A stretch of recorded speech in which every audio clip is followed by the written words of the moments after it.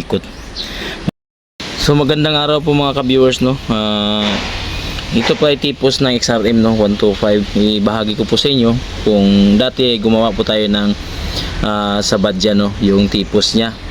So sino gusto mong matibay yung ilalagay nyo na sa itaas, ito ang crown niya, tipos din ito, kagaya nito. Inalis ko lang yung tubo niya na may thread sa itaas at ito na siya. Sambali, ang gagawin ko po dito, aalisin ko po to.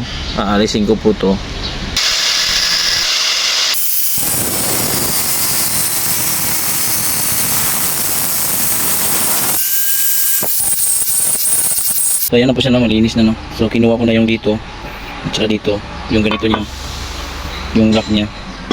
So ito siya.